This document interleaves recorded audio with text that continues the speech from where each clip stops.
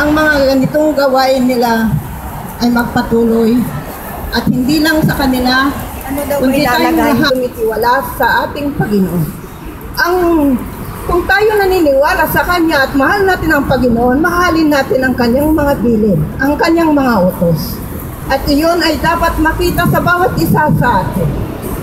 Dahil sa tagal natin na nanampalataya o naririto ang ating Kanyang mga salita, dapat magawa natin sa labas man o sa loob ng bahay ng ating Panginoon.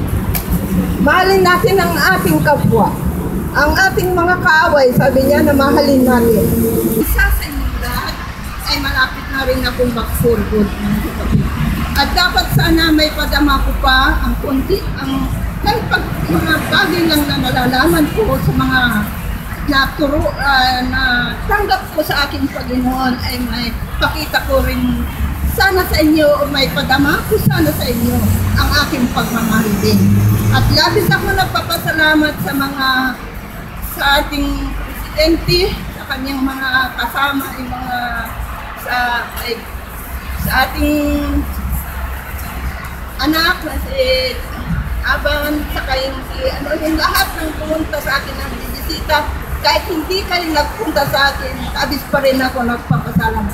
Kung sa bagay mga kapatid, mas maganda ang tumulong kaysa yung tinutulungan. Bakit kanyo, mga kapatid? Ang hirap, mga kapatid, ang nangyari sa atin, ang hirap pala ng iisang paa na lumakad. At ako'y labis din nagpapasalamat sa mag-asawang nag-alaga sa akin at naging bata ako at para akong batang pakpaklayon na ni Jojo. Iyon ni iti agdan, kaslak na ubing nga sumalsal labay, itilikodan na. So ako na, ay minahal kong kapatid, bakit ngayon pa